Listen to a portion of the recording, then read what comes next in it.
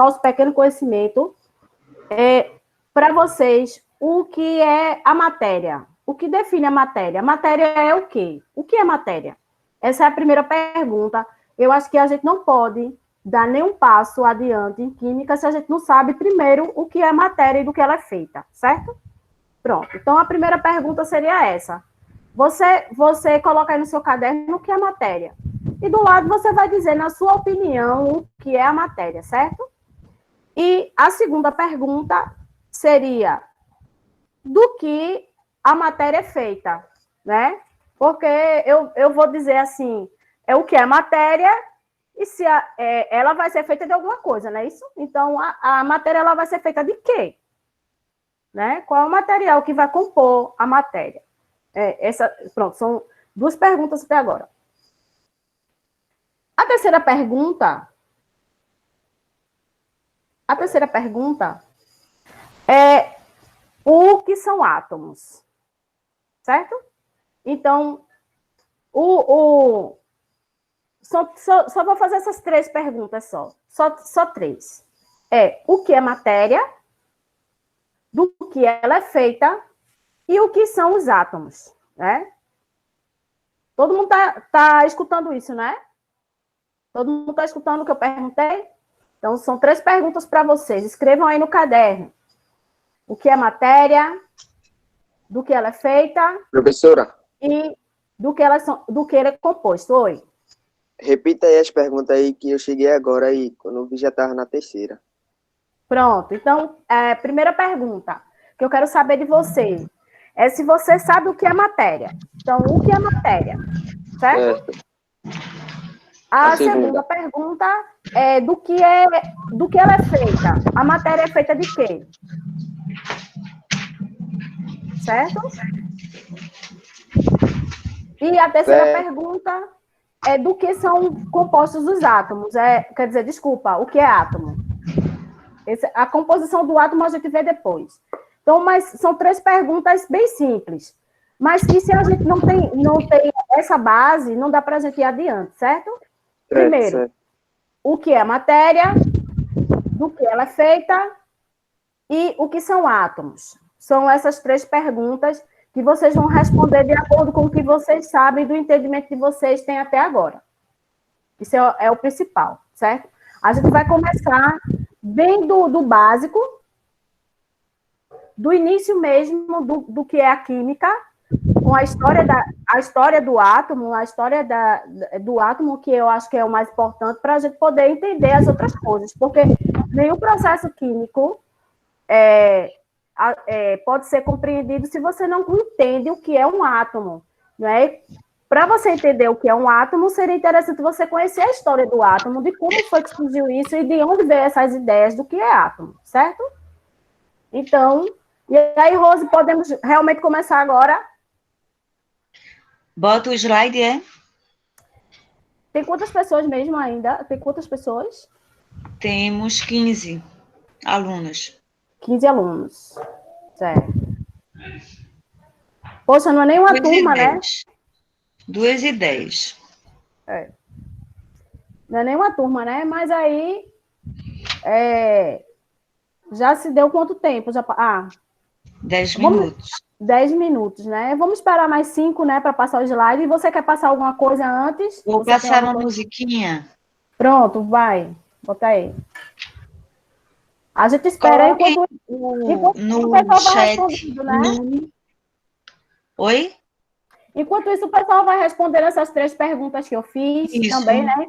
E também colocar no chat o nome e a turma, ok? Pronto.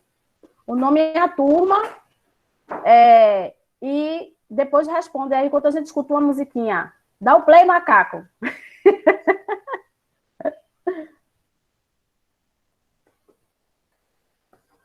A música é a minha e tua, Rose.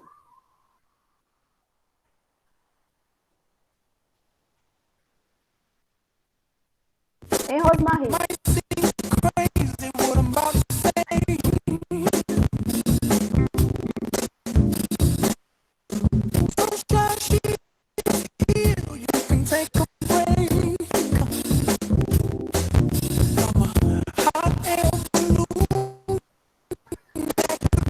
A música tá travando, Rose.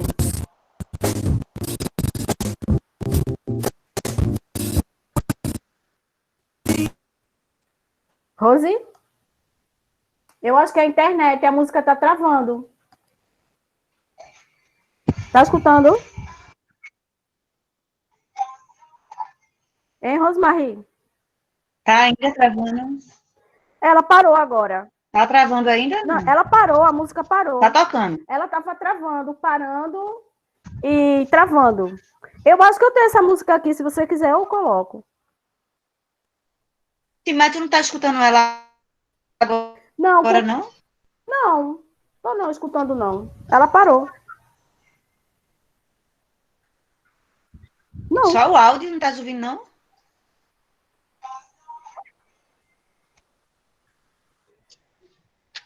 Oxe, que estranho. É porque quando eu boto para compartilhar a tela, aí ela começa a travar. Eu acho, não sei o que é isso. Deixa eu ver. Deve ser a internet, não? Deixa eu ver. Vou tentar essa vez. Se não der.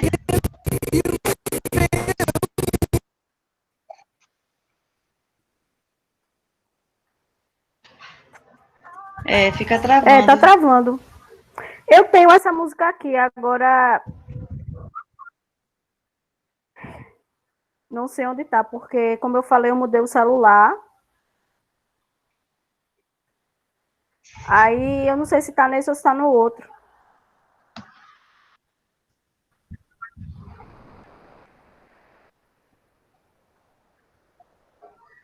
Eu acho que tá no outro telefone.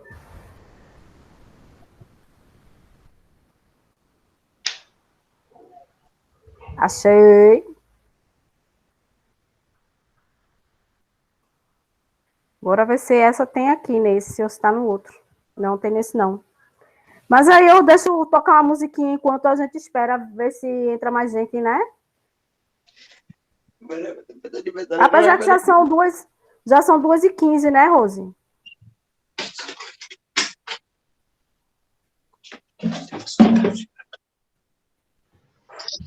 Isso, 2h15 então, acho que a gente já. pode começar, né? Bora sim, bora, que eu acho que quem tinha de entrar, entrou. quem tinha de entrar já entrou, né? Caso qualquer coisa, o povo, pronto. Para quem não estava, eu fiz 3 perguntas que vocês escrevam aí no caderno de vocês, que é importante vocês saberem. Se vocês souberem isso, já é meio passo do caminho. O que é matéria, do que ela é feita, né? Do que ela é feita e o que são átomos, tá? São essas 3 perguntinhas que eu espero que vocês saibam responder ela agora e depois a gente faz uma comparação no final da aula para ver se você respondeu de acordo com o que realmente é a resposta correta, né? Então, Rose, pode colocar o slide para a gente começar?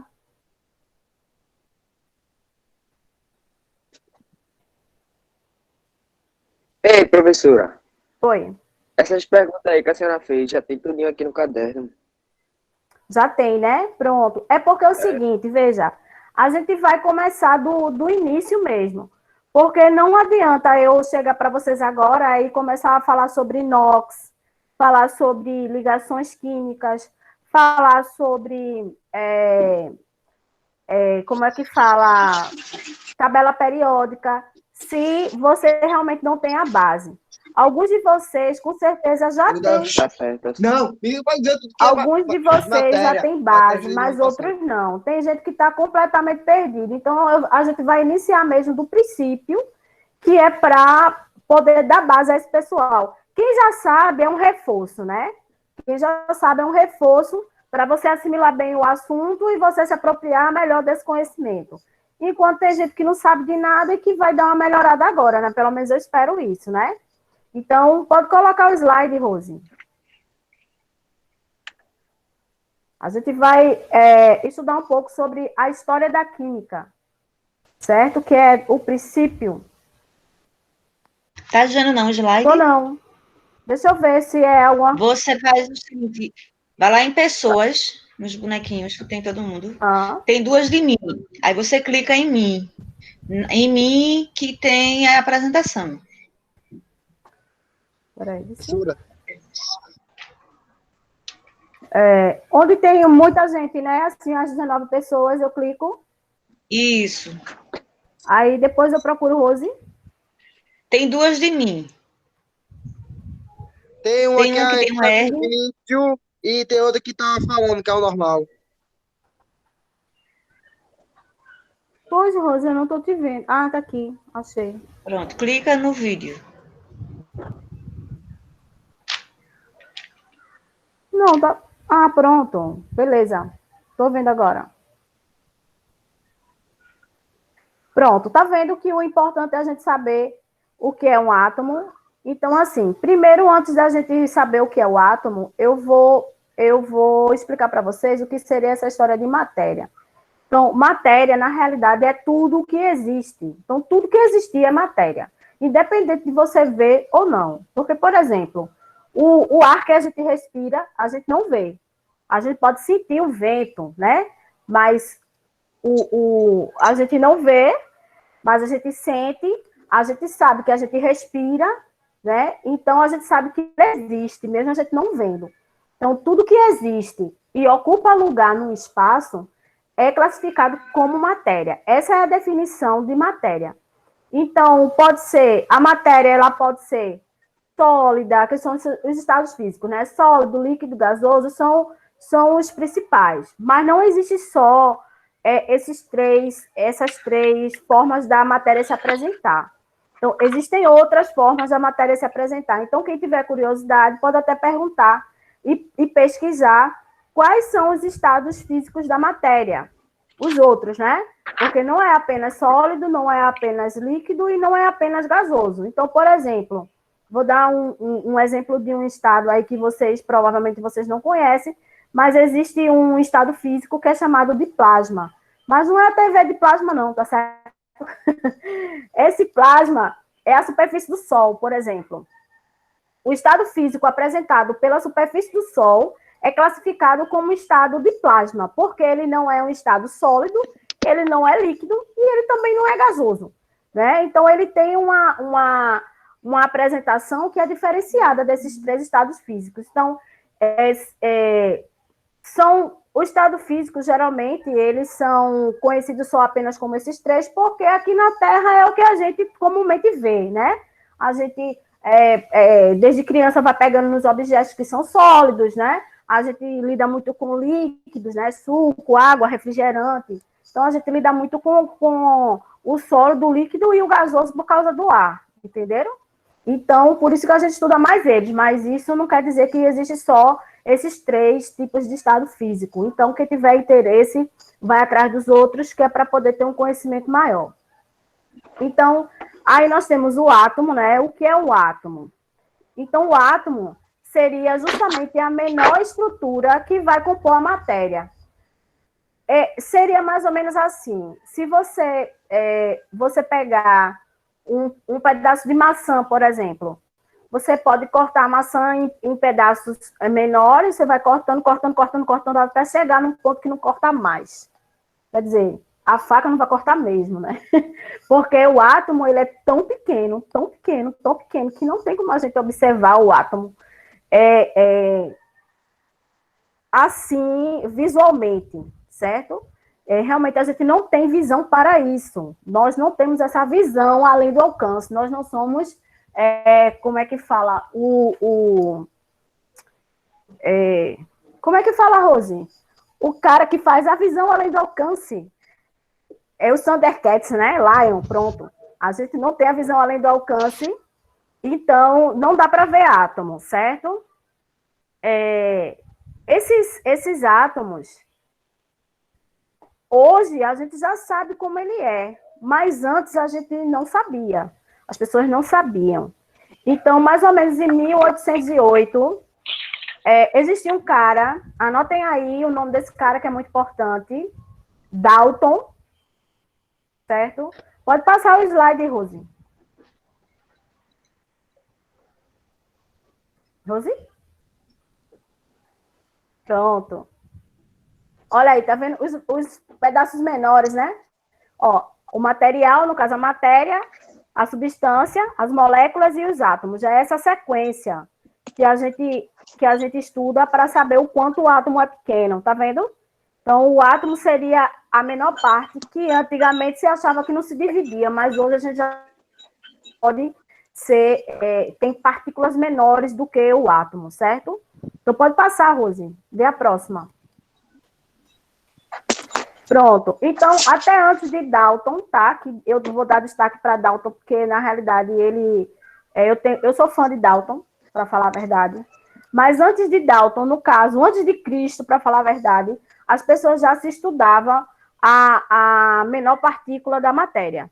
Então, tudo começou com Demócrito e Leucipo, tá certo? Que foi antes de Cristo, que eles queriam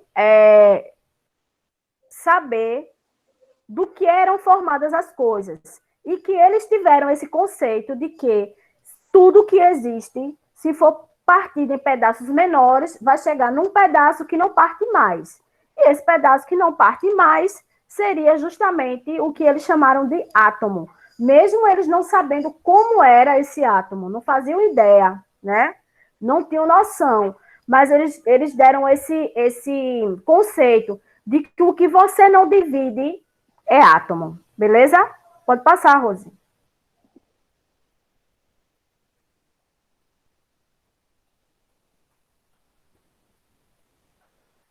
Pronto, então aí, ó, tá vendo?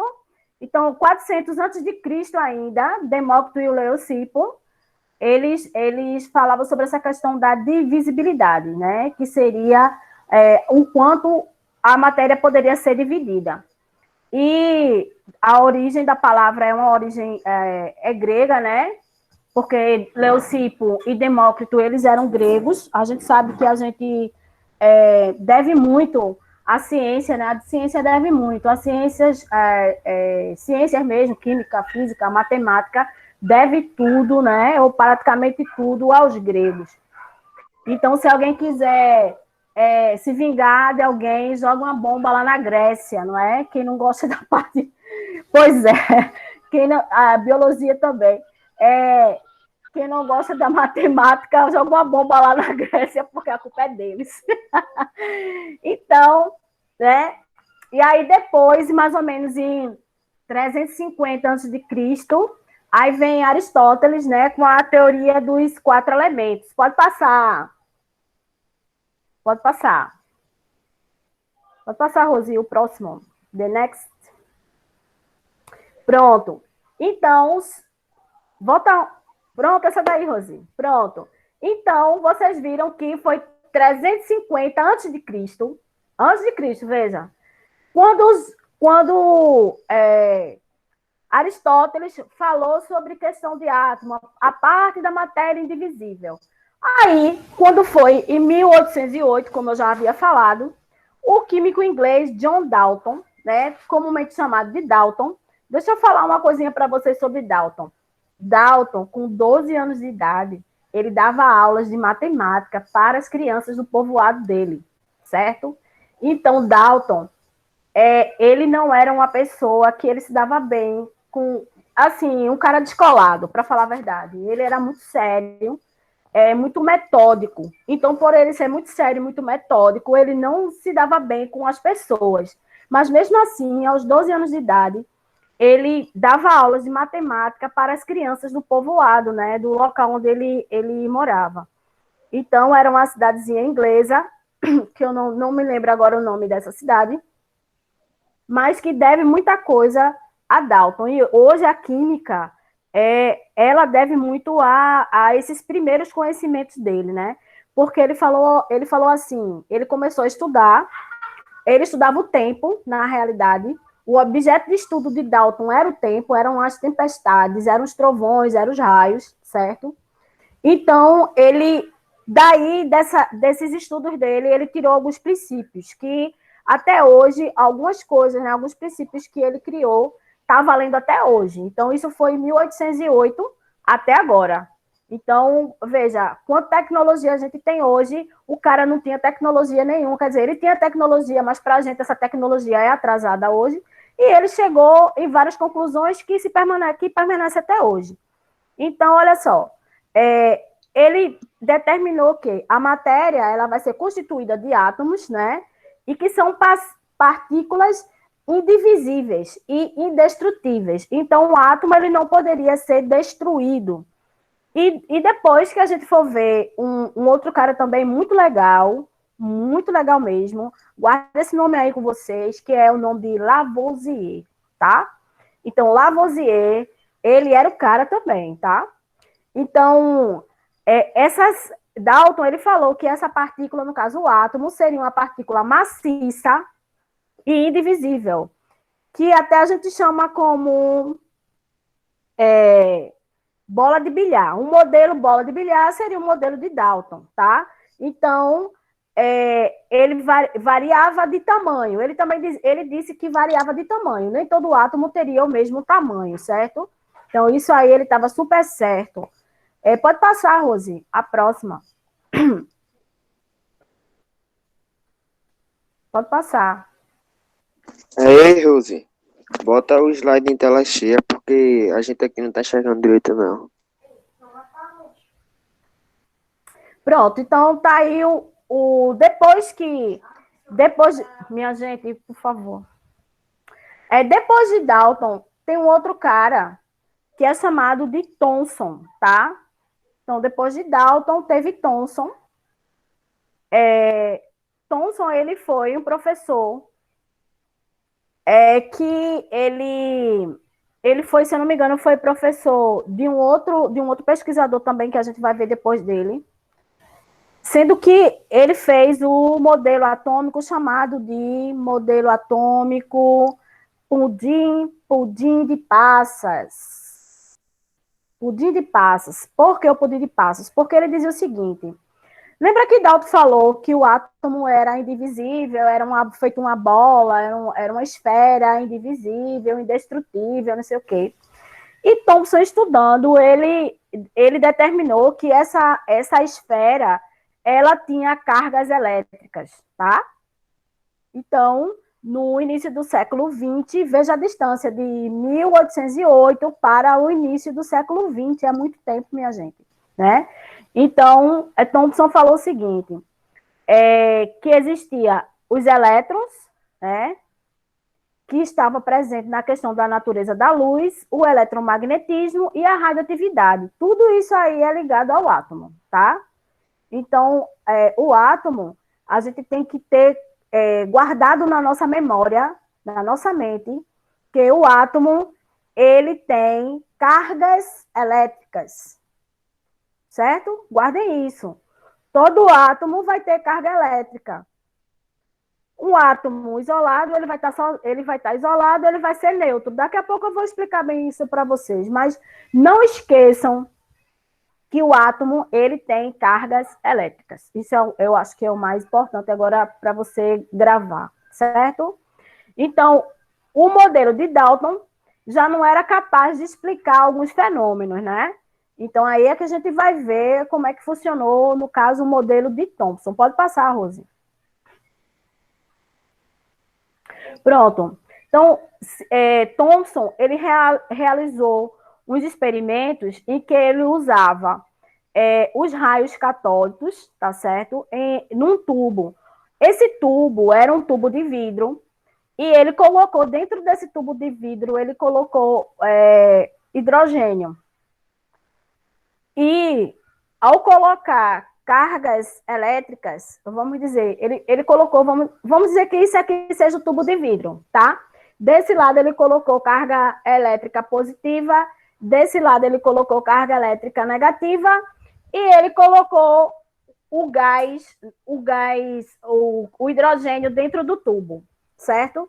Aí, vinha numa linha, esse hidrogênio, ele vinha numa linha, e quando ele colocava carga elétrica, aí ia sendo atraída ou repelida. Atraída ou repelida. Por exemplo, a parte positiva se atraía com a negativa, e negativa com negativa se repelia, positiva com com positiva se repelia. Então, daí ele percebeu que o átomo tinha cargas elétricas. Vocês estão compreendendo como é? Ninguém sabia que o átomo tinha carga elétrica. Mas aí, quando ele fez esse aparelho, que é chamado de tubo de raios catódicos, certo? Esse tubo, ele tinha, se vocês olharem a foto no slide, ele vem com um feixe de luz, que uma hora o feixe de luz está para baixo e outra hora o feixe de luz está para cima. Por quê? Porque em cima ele botava, vamos dizer, carga elétrica positiva, embaixo ele botava carga elétrica negativa. Então, quando era negativo com negativo, se repelia e empurrava. E positivo com positivo, né? Cargas iguais se repeliam e cargas contrárias se atraíam. Aí, por isso, ele descobriu que o átomo tinha cargas elétricas. Foi daí que houve essa questão o átomo tem carga elétrica, que ninguém tinha noção, né? Que isso realmente acontecia. Pronto, pode passar o próximo, Rosi. Pronto, aí daí surgiu, em 1904, no caso, que é o início do século XX, né? A história de que o átomo ele teria carga elétrica. Então, ele coloca assim, é uma esfera, ainda aquela mesma esfera de Dalton, né? Com carga elétrica positiva. Então, o átomo seria, para Thomson, né? O átomo seria uma esfera positiva, estando os elétrons dispersos na esfera. Então, o número de elétrons seria tal que a carga total do átomo seria zero. O que seria isso? Presta atenção, isso é importante, viu? Porque se você não entender isso, você não vai conseguir compreender o assunto do segundo ano, que é a questão do NOx. Presta atenção nisso. Um átomo, qualquer átomo existente, ele isolado, que não existe átomo isolado, tá? Mas qualquer átomo, ele vai ser neutro. Ele vai ser neutro na seguinte questão. Todo átomo que tiver 10 cargas elétricas positivas, ele tem obrigatoriamente que ter 10 cargas elétricas negativas. Compreenderam isso? Todo mundo compreendeu isso? Pode botar aí no chat que vocês... Sim, sim, não, não, não. Aí eu explico. Sempre igual. Sim, sempre igual. Sempre. Se o átomo... Pronto, eu vou falar novamente. Se você tem um átomo de hidrogênio, por exemplo. Hidrogênio, ele é o número 1 na tabela periódica. Por quê? Porque ele tem um próton e tem um elétron. Porque o próton, ele vai ter... A gente não viu que o átomo tem cargas elétricas? Então, a carga elétrica do hidrogênio, por exemplo, é 1. Então, quer dizer que ele tem uma carga positiva. Então, obrigatoriamente, ele tem que ter uma carga negativa. Entenderam agora? Então, todo átomo tem carga elétrica. E a quantidade de carga elétrica tem que ser igual. Se um átomo tem 16 cargas elétricas positivas, obrigatoriamente ele tem que ter 16 cargas elétricas negativas. Então, o que acontece? Se você tem você tem um mais e um menos, vamos para a matemática agora. Um mais, um menos é igual a quanto? Hein, minha gente? Um mais, um menos é igual a quanto? É igual a 0. Muito bem, Wesley. Certo? Um mais, um menos é igual a 0. Então, 16 mais, 16 menos é igual a quanto? 0. Isso, muito bem. Tá vendo que vocês estão sabidos? Tá vendo?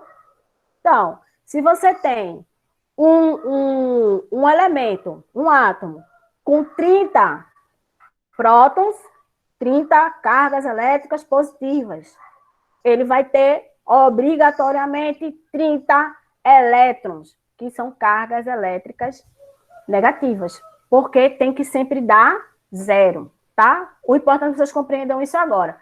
Depois, quando for ver as ligações químicas, a gente vai ver que às vezes eles ganham ou perdem elétrons e aí vai ter que ser compensado para dar zero.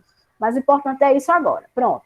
Então, aí a gente viu o modelo de Thomson, que o número de elétrons seria total, né, que a carga daria zero, né? Se tem 30 carga positiva, teria que ter 30 carga negativa, beleza?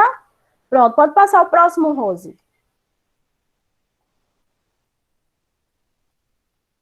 Pronto, Rutherford. Gosto também muito de Rutherford, tá, minha gente? Rutherford foi tudo de bom, ele é muito legal, ele fez muita coisa. Olha, esse cara, ele plantava batatas, tá? Ele é neozelandês, ele era um cara que ele queria estudar, mas a família dele era muito pobre. Então, ele plantava batatas. E ele se inscreveu para a universidade e ele conseguiu a bolsa, que Thomson foi professor dele, tá? Então, o Rutherford foi professor também depois, né? Ele, se eu não me engano, ele foi de Cambridge, mas eu não tenho certeza agora.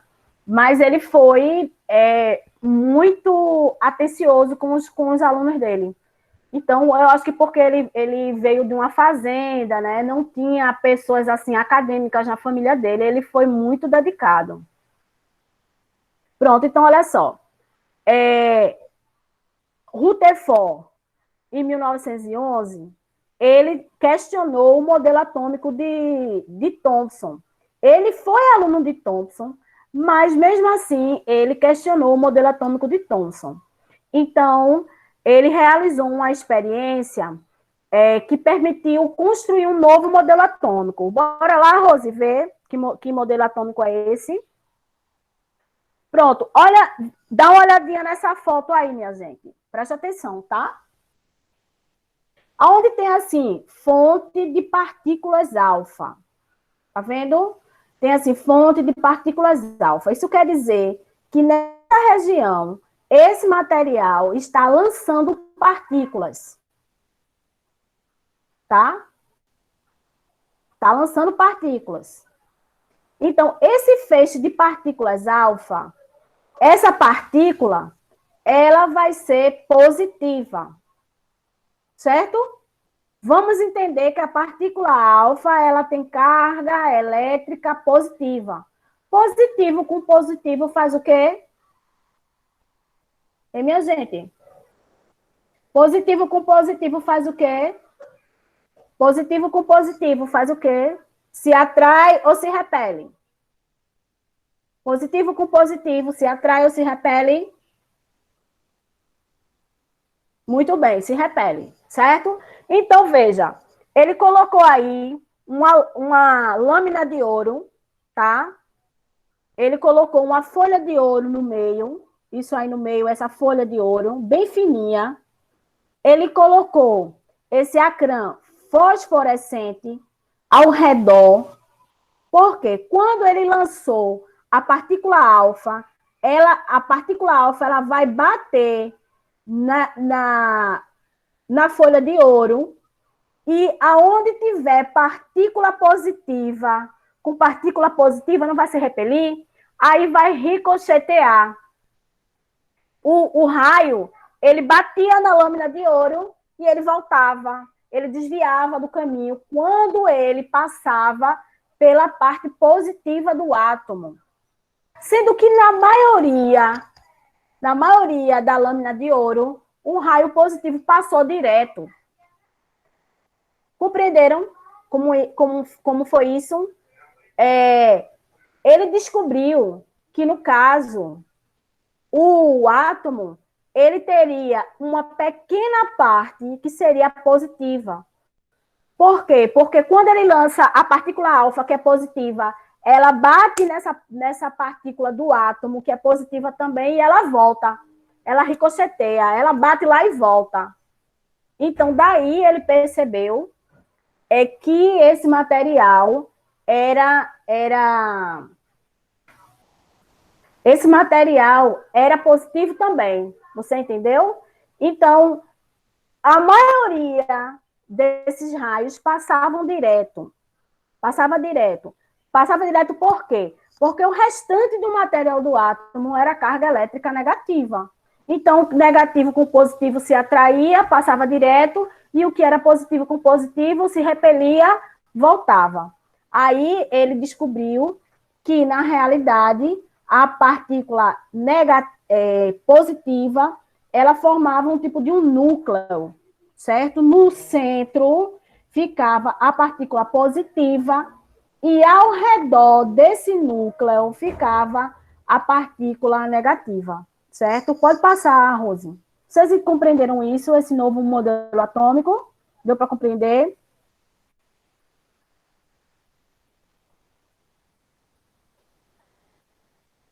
Beleza. Então, vamos para o próximo. Pode passar, Rose.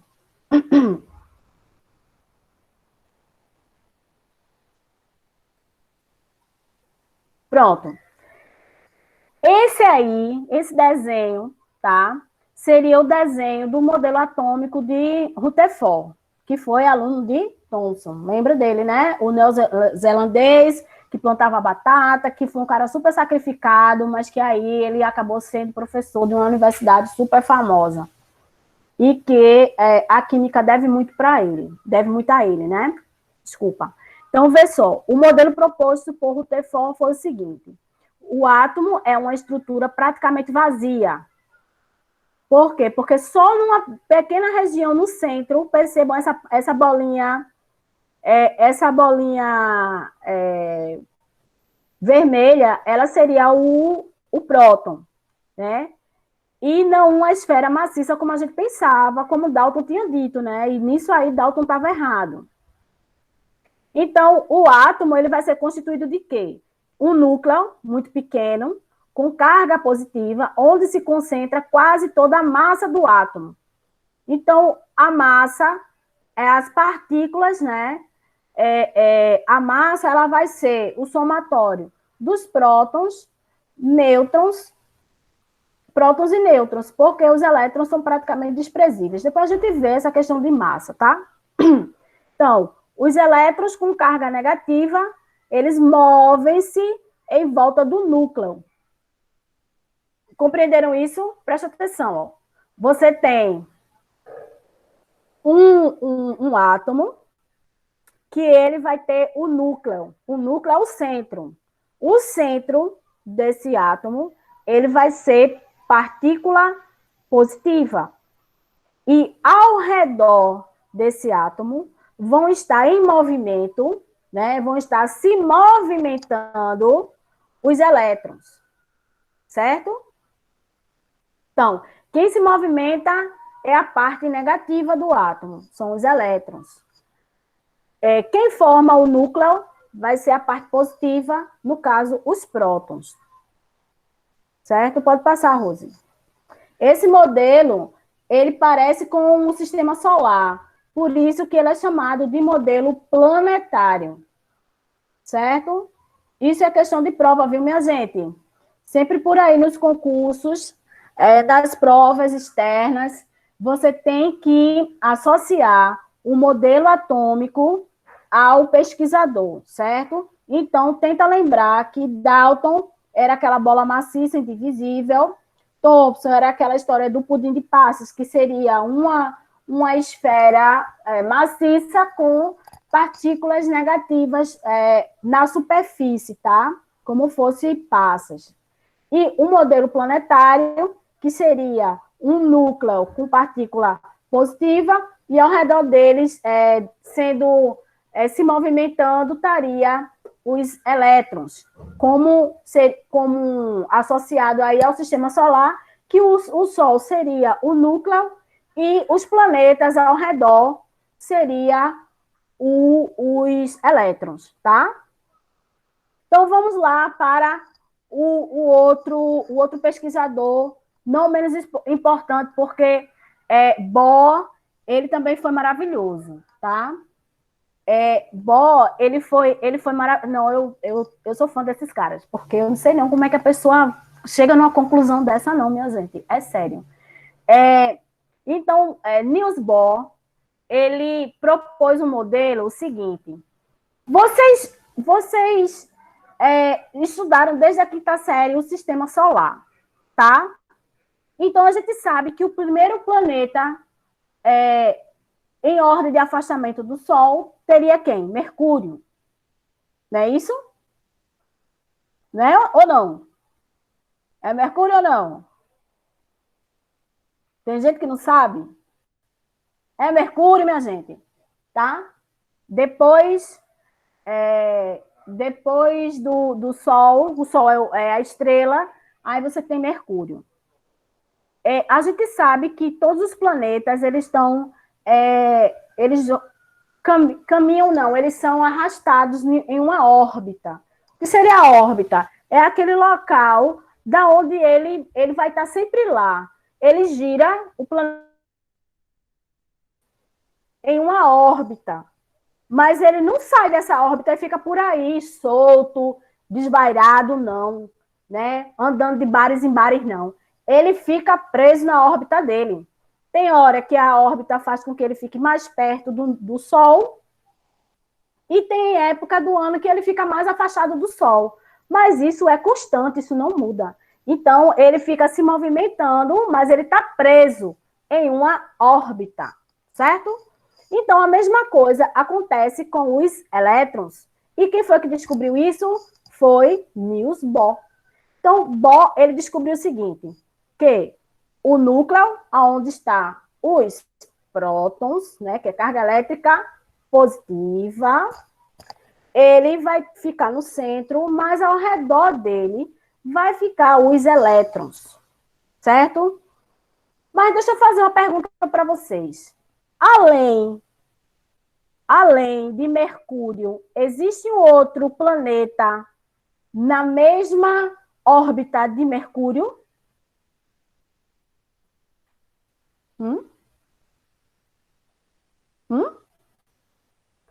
Existe outro planeta na mesma órbita de Mercúrio ou só existe Mercúrio naquela órbita? Ó, desenhei o Sol, o primeiro planeta depois do Sol, Mercúrio. Nessa órbita que é o caminho por onde Mercúrio passa, existe outro planeta nessa mesma linha dele? Existe? Tem não, minha gente. Vênus, ele vem depois, tá? Não, Lua tem a ver com a Terra, tá? Então, na órbita de Mercúrio só tem Mercúrio. Não tem outro planeta na mesma órbita de Mercúrio, não. Certo? Não existe outro planeta na órbita de Mercúrio. Então, a mesma coisa ou coisa parecida acontece com os átomos. Vê o que acontece. Olha esse desenho aí, ó.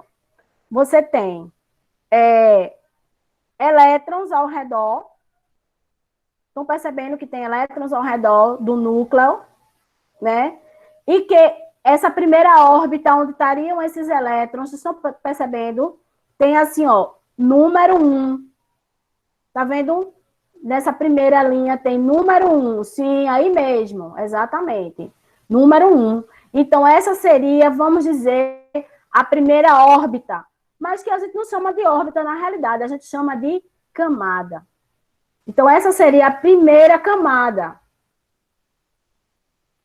Certo? Essa seria a primeira camada. Vamos entender que Bohr, ele falou o seguinte, essa primeira camada só pode estar aqui quem tiver pouca energia. Lembra que a gente falou sobre cargas elétricas positivas e negativas? A gente viu que o átomo tem energia, mas o átomo que só tem uma camada, ele tem pouca energia. Quem tem mais camadas tem mais energia. Compreenderam isso? Entenderam isso? Todo mundo entendeu isso? Pronto. Se eu só tenho uma camada, eu tenho menos energia do que algum outro átomo que tem 8 camadas. Compreenderam isso, né? Então, por essa camada ser a mais próxima do núcleo, ela é uma camada com pouca energia. Então, ela só vai poder comportar energia suficiente para caber 2 elétrons. 2, só 2. Essa primeira camada só cabe 2 elétrons. Então, o que acontece? Vê só o que foi que Bohr descobriu. Ele descobriu o seguinte, que se uma energia externa conseguir alcançar o átomo, esse átomo que tem bem pouquinha energia, que está lá na primeira camada, ele pode saltar, ele guarda, ele pega a energia de fora e ele salta uma camada. Então, se ele está na primeira camada, ele vai para a próxima camada, que é mais energética. Qual vai ser a camada que ele vai? Aí, minha gente. O elétron, ele está na primeira camada. O elétron está na primeira camada. Ele recebe energia externa. Aí ele vai para a próxima camada mais energética. Qual seria? Seria a segunda camada, tá? Então, vê. Você está na primeira camada, é menos energética do que a segunda, que é menos energética do que a terceira, que é menos energética do que a quarta, que é menos que a quinta, que é a sexta, que é a sétima e que é a oitava, tá? Então, são 7 camadas. Então, nessas 7 camadas, quem tem mais energia é quem está mais afastado do núcleo. Então, Bohr descobriu que um elétron que ele tiver na camada 1, ele receber energia externa, ele pode ir para a camada 2. E depois, quando essa energia externa ela cessar, esse elétron ele volta para a camada dele de origem. Quando ele voltar para a camada dele de origem, sabe o que é que ele faz? Ele libera a energia que ele acumulou para poder ir para a segunda, ou para a terceira, ou para a quarta camada. Assim, se eu estou na primeira camada, eu só posso ir até a segunda. Se eu sou elétron da segunda, eu posso ir para a terceira. Se eu sou elétron da terceira camada, eu vou para a quarta camada. Todo mundo entendeu isso? Todo mundo entendeu? Explico novamente. Explico novamente. Pronto. Então, vou explicar de novo. Presta atenção. Rose, passa aí o novo slide para eu ver se tem mais alguma coisa interessante aí que eu possa... Pronto, vê. Presta atenção no que está dizendo aqui, ó. Ao passar de uma órbita para outra... Lembra que eu falei da órbita, né? Quanto mais uma órbita é o caminho por onde vai passar o elétron, tá? O elétron, ele passa sempre por esse caminho, ele não sai dali, mesmo ele girando para lá e para cá, mas ele não sai daquela órbita. Então, se ele está na órbita da camada 1, no caso da primeira camada, que está mais próxima do núcleo, ele vai ter menos energia do que os elétrons que passam na camada 2. Sendo que aí também existe uma órbita da camada 3. Então, se o elétron ele estiver na camada 1 e receber energia, ele pode pular para a camada 2. Mas esse elétron que pulou para a camada 2, ele não pode pular para a camada 3.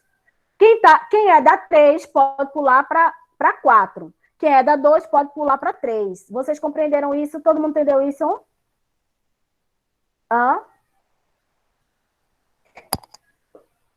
Se eu sou da camada 1, eu posso guardar energia suficiente para ir para uma camada mais avançada, que é a 2. Mas eu não posso guardar mais energia para ir para 3, entendeu? Porque eu tenho capacidade de ir até a 2, porque eu sou da primeira camada.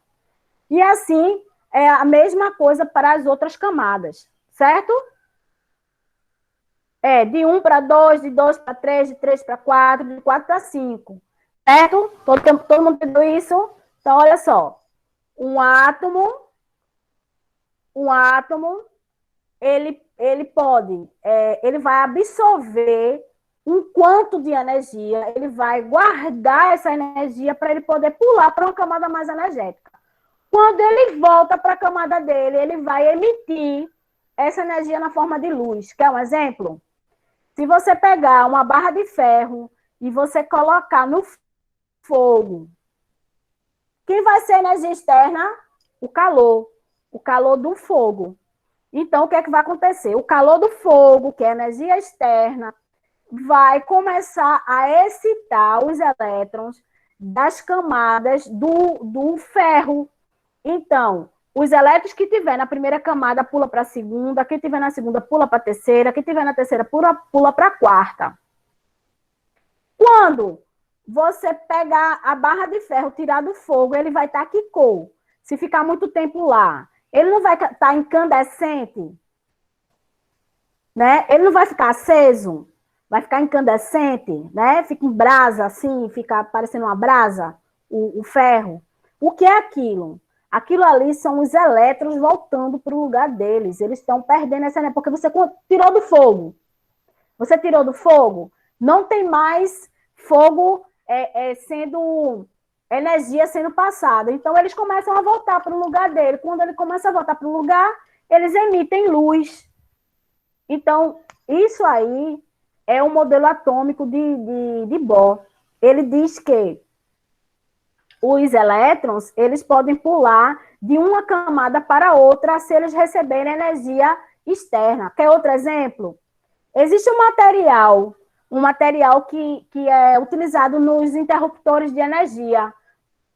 O que você acende e apaga a luz, certo? Quando você acende a lâmpada, a luz, ela tem um átomo, certo? A luz é átomo, é energia. A luz é energia. Então, a energia luminosa, presta atenção, energia luminosa, ela vai excitar os elétrons do material do interruptor, certo?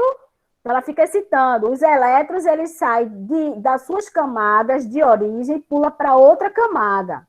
Quando você apaga a luz, o que é que vai acontecer? Eles vão emitir essa energia que eles guardaram dentro deles. Aí, o que acontece? Você apaga a luz, aí fica aquele materialzinho assim, fosforescente, aceso, durante um tempo. Ele vai ficar aceso até ele emitir de volta toda a energia que ele guardou dentro dele. Certo? Então, o modelo atômico de Bohr explica satisfatoriamente o átomo de hidrogênio, que possui apenas um próton, né, no núcleo e um elétron ao seu redor, mas que se explica átomos com maior número de partículas. Então, assim, quem tiver com maior número de partículas, tiver maior número de elétrons, vai ter uma quantidade de energia maior, porque tem mais camadas. Quanto mais camadas, mais energia. Quanto menos camadas, menos energia o átomo tem, certo? Pode passar, Rose.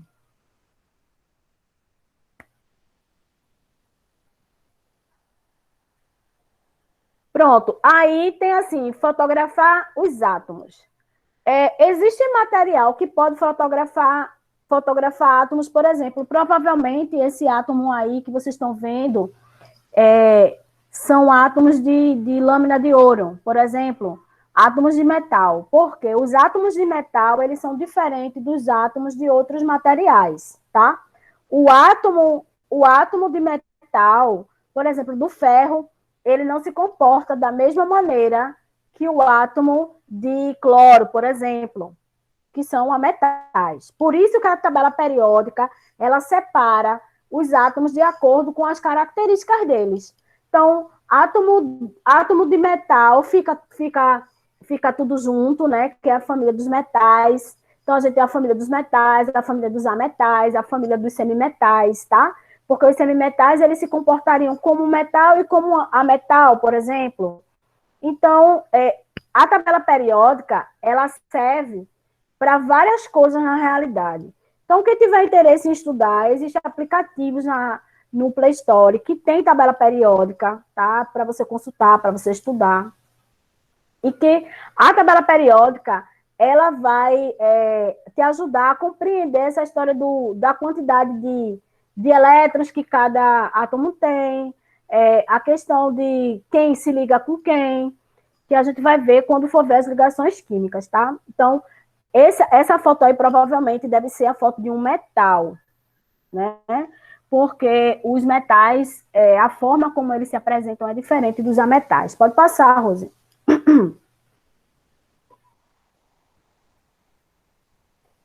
Pronto, isso aqui seria o tamanho, a dimensão de um átomo. Então, você pode ver, você tem aí o átomo de hidrogênio tem um próton e um elétron, olha o tamanho dele. Enquanto você tem o átomo de potássio, que é K, ele é K porque o nome dele é cátion, tá? Em latim.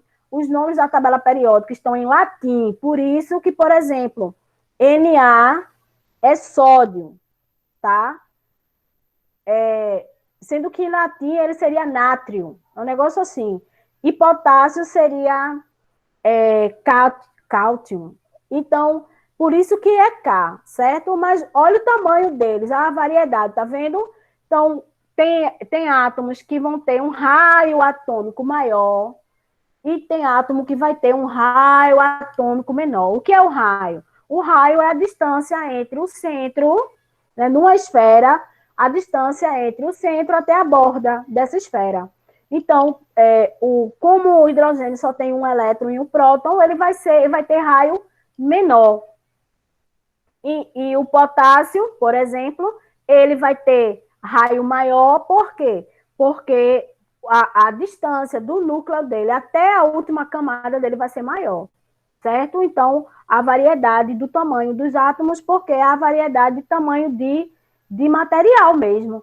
Quanto maior a quantidade de camadas, quanto maior a quantidade de prótons e quanto maior a quantidade de elétrons, que tem que ser igual, né? A gente viu, maior vai ser o raio atômico do elemento, tá certo? Pode passar, Rosa.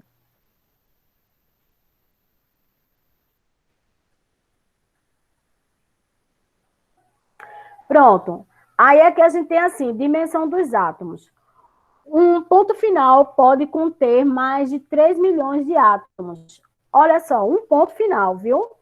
Para você ver o tamanho dos átomos, que os átomos são realmente a parte minúscula, nano, acho que nem nano, é menos ainda, né? Então, assim, se 100 milhões de pessoas se reduzissem ao tamanho de um átomo, formavam uma fila de apenas 1 centímetro. Tá vendo o tamanho? Imagina isso aí, que realmente o átomo é muito pequeno. Pode passar, Rosa.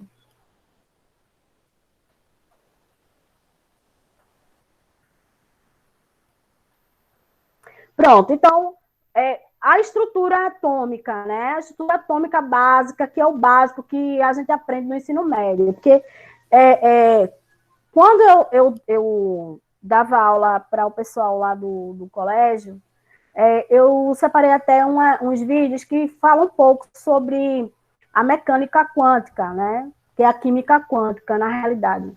Química quântica. E que a química quântica, ela fala que os prótons, os nêutrons e os elétrons, eles já são compostos de outras partículas. Mas aí é só para vocês saberem que isso aí existe, tá? Mas para vocês, ensino médio, vocês têm que saber que o átomo é composto por 3 partículas básicas. Que partículas básicas são essas? Ó, os prótons, que é carga positiva, que forma o núcleo, tá? O nêutron não tem carga elétrica, por isso que eu não falei nada para vocês dele até agora. Mas aí vocês sabem que no núcleo existe uma outra partícula que forma o núcleo. O núcleo é formado apenas por carga positiva, mas ele também tem uma partícula que não tem carga elétrica, é neutra. Por isso que é chamado de nêutron. Certo? Então, o núcleo é formado por prótons e nêutrons. Os elétrons, eles têm carga elétrica negativa e eles ficam girando ao redor do núcleo. É a mesma quantidade de prótons. Então, se você tem 10 prótons, tem 10 prótons, 10 elétrons, 20 prótons, 20 elétrons, tá? A quantidade de nêutron vai variar. Vai variar de elemento para elemento, certo? Mas nessa questão de carga elétrica, ele não interfere, porque ele é neutro.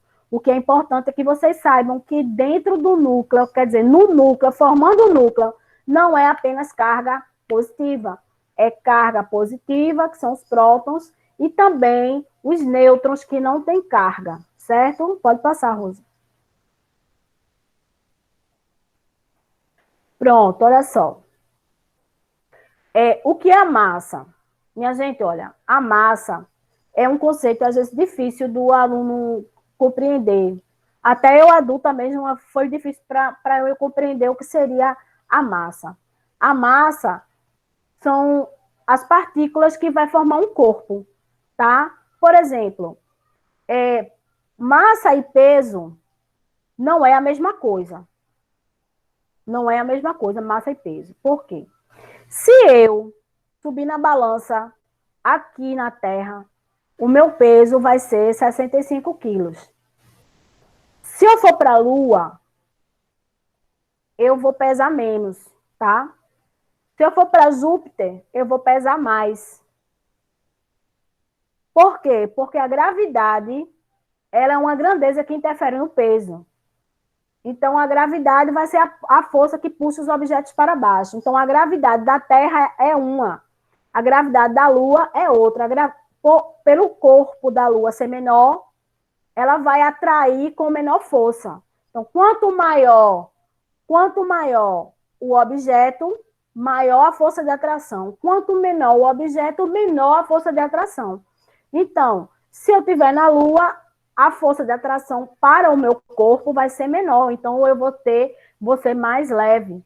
Aqui na Terra, a força de gravidade vai me puxar, eu vou ter um peso de 65 quilos, mas se eu for para Júpiter, o meu peso vai ser muito maior, vai ser quase o dobro. Por quê? Porque a força gravitacional de Júpiter é maior, o corpo é maior. Então, quanto maior o corpo, maior a força de atração.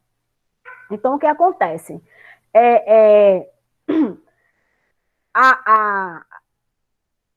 Esse que a gente chama de massa, a massa, ela vai ser a quantidade de partículas que vai formar um corpo. Então, por exemplo, se o meu corpo é formado por 2 milhões de partículas, eu vou ter 2 milhões de partículas na Terra, vou ter o mesmo 2 milhões de partículas na Lua e vou ter os 2 milhões de partículas em Júpiter. Vocês compreenderam isso? E aí, pessoal, estão dormindo, é? Tem alguém prestando atenção aí? Compreenderam isso?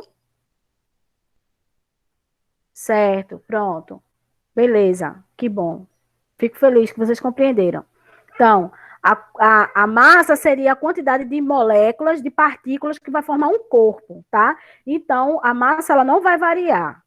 O peso é que varia de acordo com a gravidade, certo? Pronto. Então, o que é importante que vocês saibam também, que o número atômico, ele é representado por uma letra, que é a letra Z, tá? O que é o número atômico? O número atômico, ele é o número de prótons do elemento. Então, por exemplo, qual é o número atômico do hidrogênio? 1. Por quê?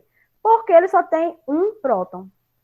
Qual é o número atômico do cloro, por exemplo? Né? Se eu não me engano, parece que é 17.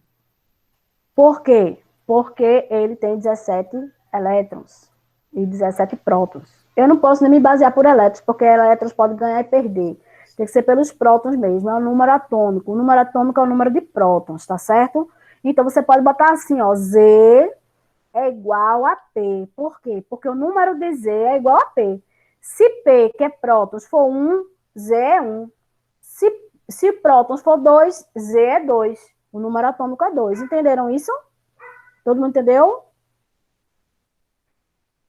Beleza. O número de massa, a gente já viu que vai ser...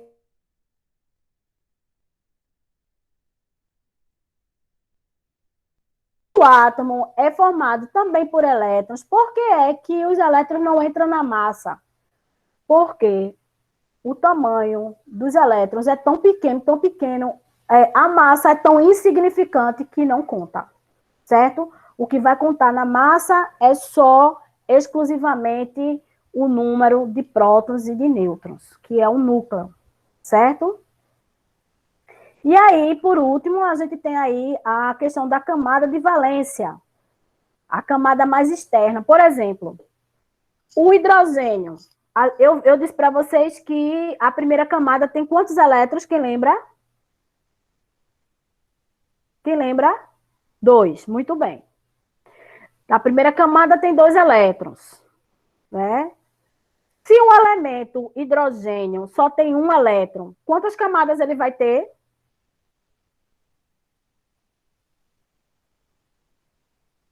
Uma camada, muito bem. Então, esse elemento, ele vai ter só uma camada e essa camada vai ser chamada camada de valência. Porque a última camada que ele tem, ele só tem uma e também é a única, tá? Mas, por exemplo, um elemento que tem 5 camadas, ele tem distribuído a primeira camada, segunda, terceira, quarta e quinta camada. Então, a última camada dele, a quinta, vai ser chamada camada de valência. Então, associe sempre isso. Última camada é igual à camada de valência. Quanto assim? A camada de valência do lítio. Quantos elétrons tem? Um elétron. Por quê? Porque lítio é número 3, número atômico 3. Então, primeira camada, 2 elétrons. Segunda camada, 1 elétron. Então, desculpa, ele tem aí, são duas camadas. Ele tem 2 camadas e a camada de valência vai ser a número 2. Mesmo ele tendo 3 elétrons. Por quê? Porque a primeira camada, 2 elétrons. Segunda camada, 1 elétron. Certo? Então, ele vai estar na primeira coluna da tabela periódica, ele vai ser metal alcalino, né? Que é a primeira camada, a primeira família, a família 1A, é metal alcalino. Então, ele vai ser um metal alcalino, vai estar na terceira, o número atômico dele vai ser 3, ele vai ter 2 camadas, 2 elétrons na primeira camada e 1 elétron na segunda camada. Por ser 1 elétron na última camada, ou chamada camada de valência, 1 elétron na camada de valência, ele vai estar na família 1A, tá? Pode passar, Rose. Acabou os slides? Acabou. Pronto. Então, essa parte que a gente começaria agora, que seria a camada de valência, a distribuição eletrônica, aí eu posso marcar para vocês, para a gente ver na próxima aula. No caso, na próxima semana, Rose, a gente pode marcar para ver essa questão de distribuição eletrônica, tá certo? Então, eu vou deixar aberto agora, para quem quiser fazer alguma pergunta, tirar alguma dúvida. Percebam bem que isso é bem o início, tá? Esse é bem o início, espero ter tirado dúvidas das pessoas que tinham alguma dúvida. Lógico que quando for passando o tempo, vocês vão ver que as coisas vão ficando um pouquinho mais complexas, mas aí, ó, se você já tem uma base agora. Então, o importante é primeiro a gente fortalecer a base. Quando a gente fortalecer a base, aí fica mais fácil para vocês compreenderem, certo? Então, alguém tem alguma dúvida? Eu tenho todas, não entendi nada, é porque eu sou de humanas, tá?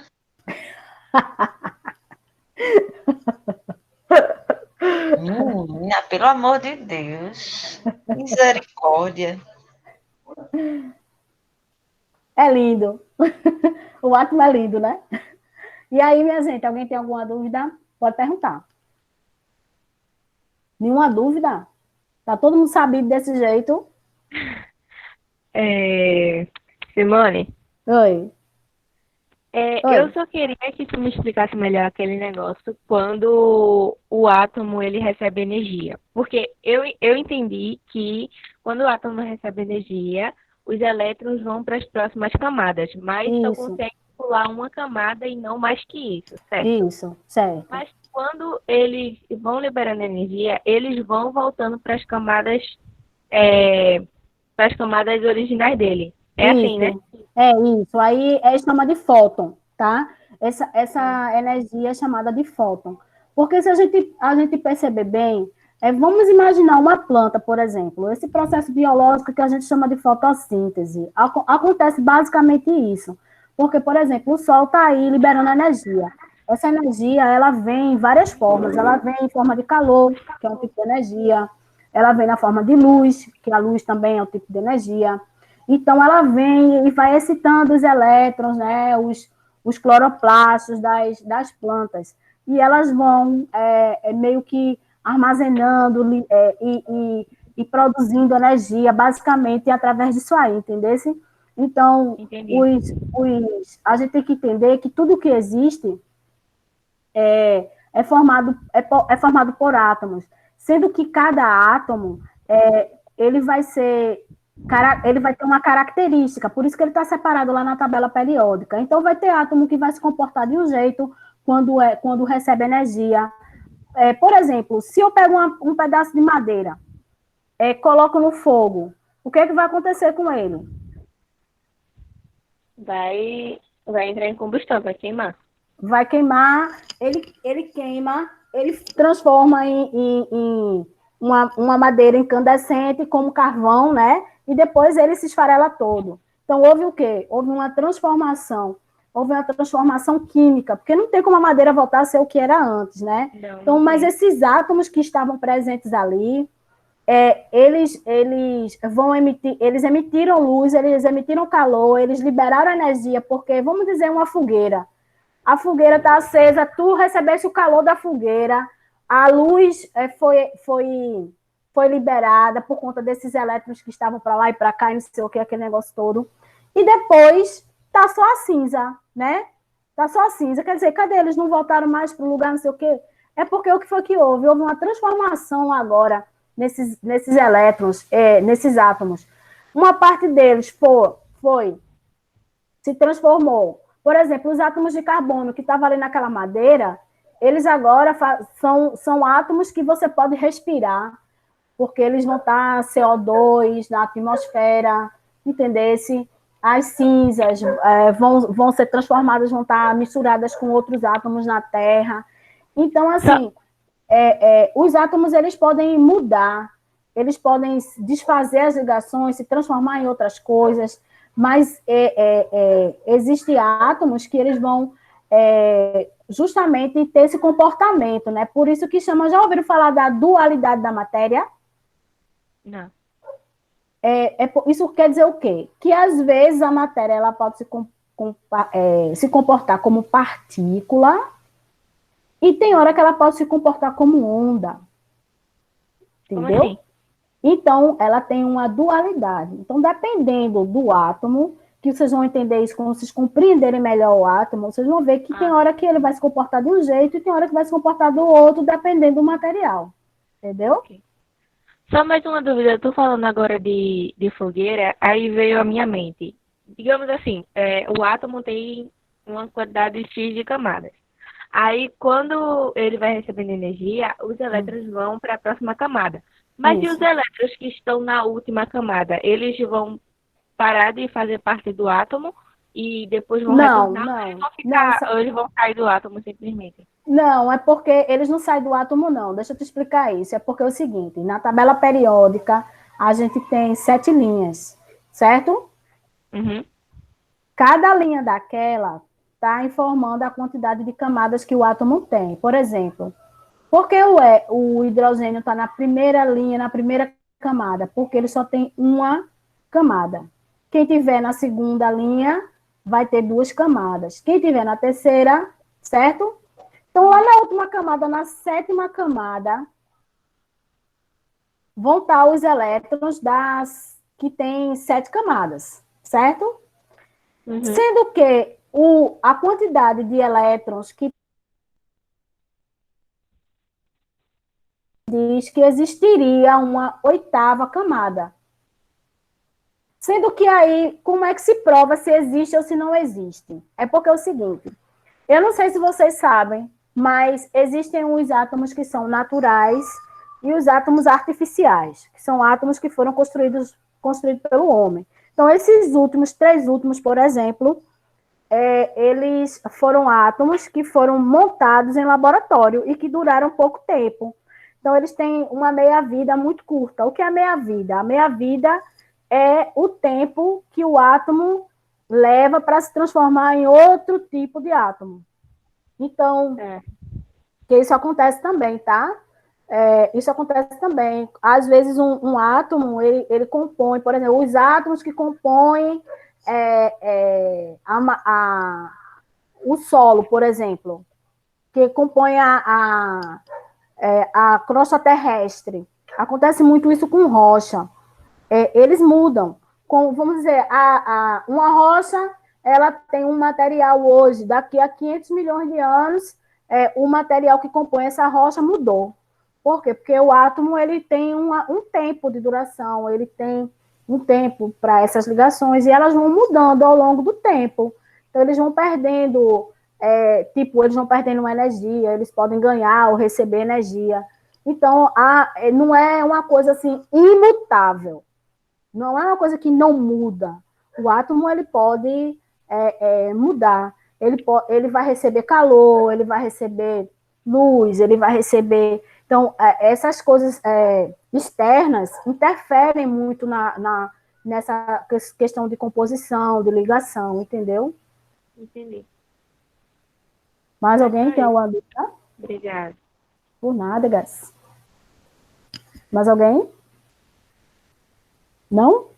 Foi tudo de boa mesmo?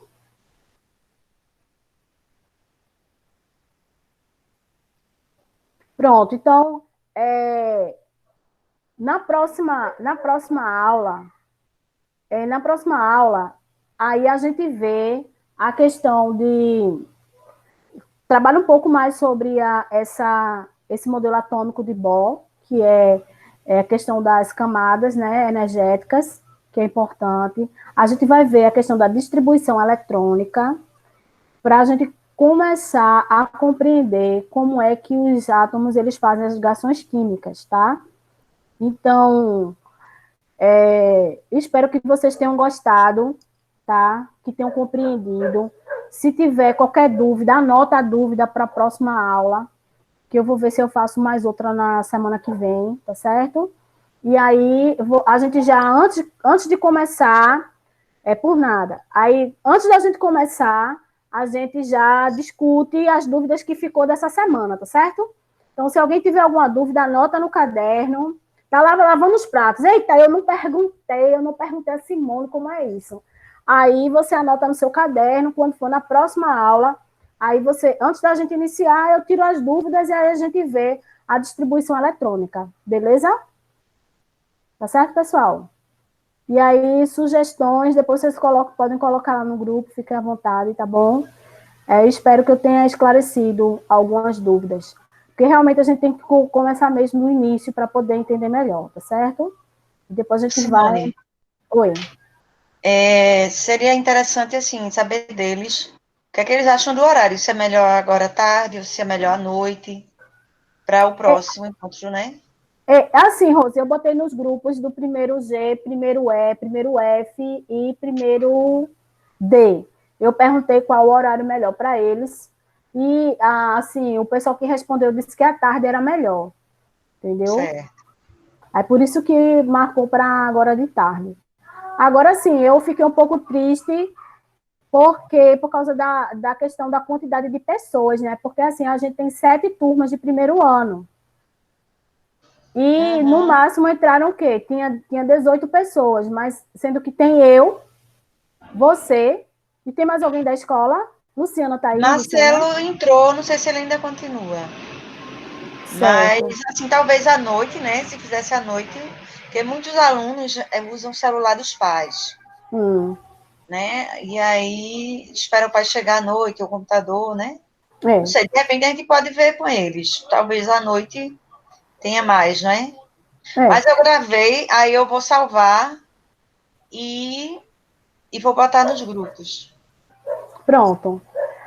Eu vou mandar para vocês também um vídeo chamado Tudo se Transforma, que é um vídeo que fala sobre a transformação da matéria e também fala um pouco sobre os modelos atômicos. É um vídeo muito bom, certo? E aí vai ficar melhor para vocês compreenderem até esse assunto, para a gente poder passar para o próximo, tá certo? Vice-Rose, aí eu vou para minhas turmas, que eu tenho, que são 4, que eu olho, aí eu mando, e para os outros, aí eu mando para o grupo dos representantes para você pedir ao povo para distribuir, tá certo? Ok. Ok, boa tarde, pessoas. Qualquer dúvida... Foi ótima a aula. Eu que sou Valeu. burrinha. Poderiam ligar o vídeo, minha gente, para eu tirar uma foto de vocês, todos belos. Mentira.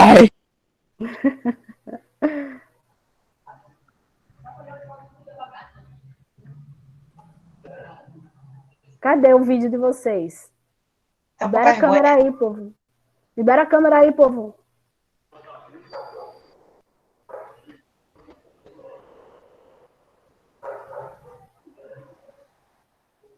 Ó, tô vendo gente aqui do segundo ano. Vê que bom. Legal. Pronto, tirei a foto. Somente com Simone, mas tudo bem. O povo é tímido. Pronto, então quiser